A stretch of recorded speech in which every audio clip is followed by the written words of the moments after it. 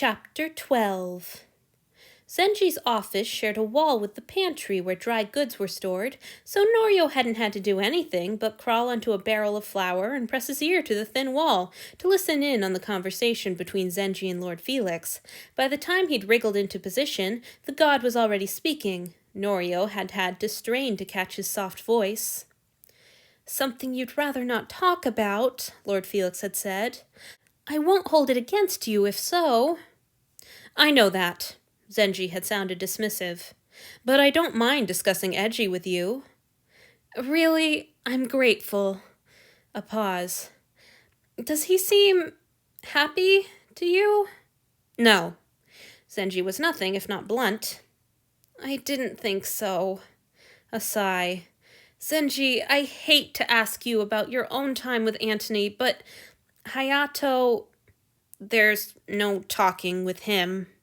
Zenji has sounded strained. "Not about that." Another pause. "I should have come to you before." "Yes, you should," Zenji had snapped. Then, more softly, "I suppose I could have raised the subject myself." There was a long silent moment before Lord Felix started speaking. "I knew this time was going to be different. Usually, before I invite someone to live with me, they've been in the barracks for 6 years and we've gotten to know each other.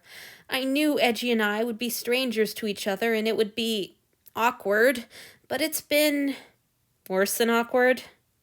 "I just want to help him," Lord Felix said. There's a desperate note to his voice that Norio wouldn't have expected from the usually calm god. "He's so strong, but he's clearly miserable, and I don't know how to make him feel safe enough to talk to me about it. My usual methods aren't working at all." "Methods?" "Oh, come on, you've known me how long? Usually, if I'm just calm and friendly and clear about what I expect, they relax eventually. But with Eiji, I seem to be making things worse." "And what you expect is..." There was a rapid, nervous tapping, presumably from nails on the table. "For him to be himself! To do what he wants!" "Do you really not see how that could be an unreachable expectation for him right now? Felix, you're my friend, and you know I'm saying this with love, but you're setting the poor man up for failure." "That's why I came to you. I understand that something is different this time, and the first factor that comes to mind is Antony."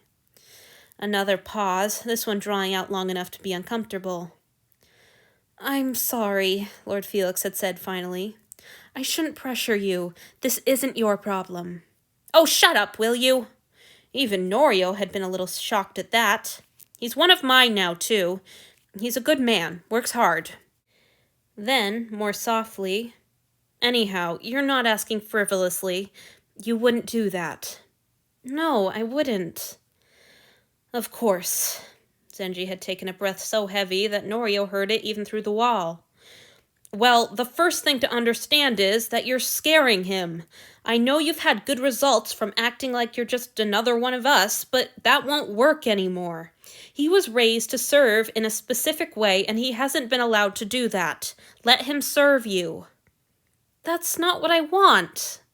"Then find him another master, or send him to live here.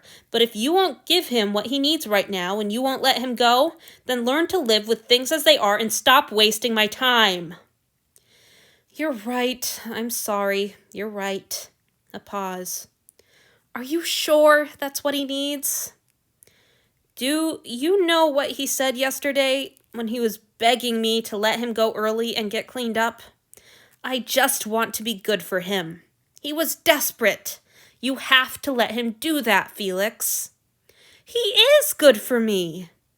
"Let him be what he means by good, then." "I let him kneel and bow when he wants to, and I don't make him call me Felix." "That's good, but it's only a start. I'm not saying you have to turn into Lord Marcus, but surely there's something you could ask him to do for you. You need to let him know that he's useful to you." "How can I explain to him that he doesn't have to be useful?" "You can't. Look, as long as you're not letting him be your attendant, he'll wonder why you're keeping him and when you'll decide to stop. He had friends before, but they were never a source of safety.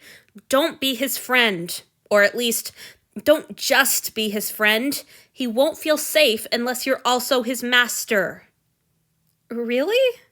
A pause. It's never been like this before. Your last attendant was before my time, so I don't know anything about that, but he was from General Service, wasn't he? Someone you've known for 6 years who'd never served another exclusive master before you? Yes. You said it yourself.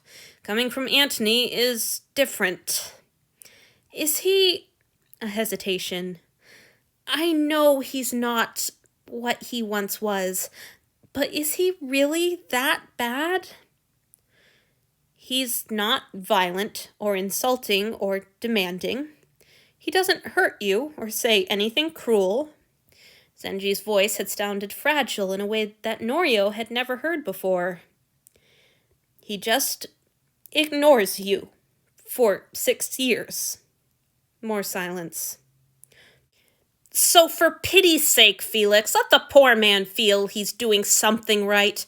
Meet him where he is. Don't try to change him, at least not yet. Take what he offers and don't ask for more right now.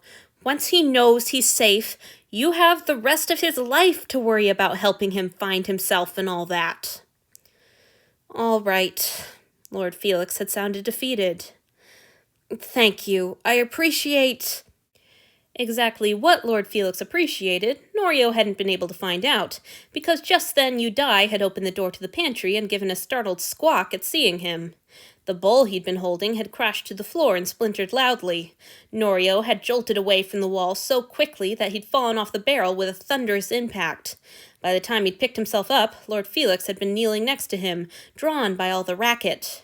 "Norio, are you all right?" the god had demanded, peering anxiously at him. "Yes, sir," Norio had grunted, though he'd already suspected that his tailbone would ache for a few days. Zenji had puffed up to the doorway, where he looked between poor startled Yudai and Norio. Yudai had started stammering.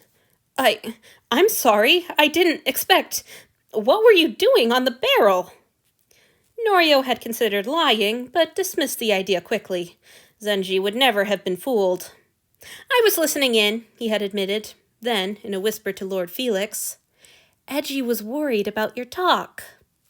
Zenji had gaped at him, but Lord Felix had whirled around with his face so distressed that Norio had almost felt guilty for his eavesdropping. Almost. He loved Lord Felix, and Eiji had been an unfriendly, stuck-up prick back at the temple, but humans had to stick together. "He knew it was about him?" the god had faltered, whispering like Norio had done. "Norio, please don't tell him Zenji's advice.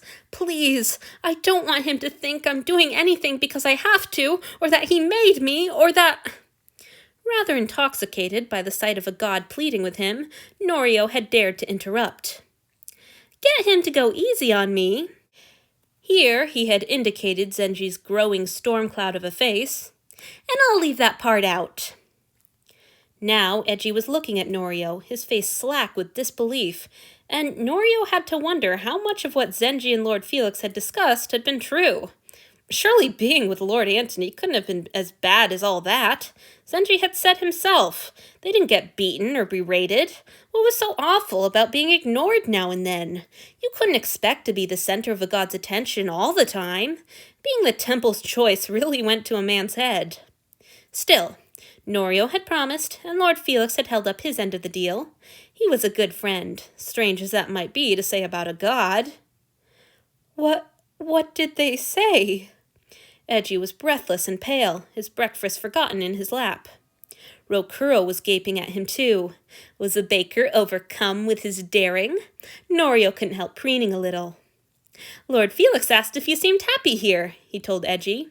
"Zenji said you liked your work and were good at it. He said you were a hard worker, and Lord Felix said he knew that. He sounded awfully proud of you. He said you were strong." Eiji gaped like a fish. His eyes were suspiciously bright, and Norio was afraid that he might start crying.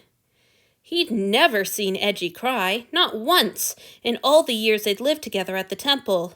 Whenever he got hurt or received a punishment or someone called him a nasty name, he would just press his lips tight and get a deep line down his brow like he was concentrating. To his shame, Norio had been guilty of one or two of those nasty names. He hadn't understood at the time why he wanted to torment Eiji, but he recognized the impulse now as his desire to get the beautiful boy to react and pay attention to him. Eiji never reacted the way he wanted, and he never paid attention to Norio for very long. Which Norio survived just fine, so there was another reason to think Lord Antony hadn't been so bad. He was terrifyingly, unflappably focused. For Eiji, it was always about the next goal, the next challenge. It was strange to see him this fragile. Something had fundamentally changed in Eiji, something that had left him as open and needy and vulnerable as Norio had always wanted him to be when they were young. He didn't want it anymore. "Better eat up," he said with a teasing nudge of his shoulder, making Eiji flush and Rokuro groan. "I think Lord Felix likes you. I think you're going to need all your energy." That night, as Norio fantasized about Rokuro joining him in his cot and wrapping his strong baker's arms around him, he would spare a thought for his old flame and wish him well.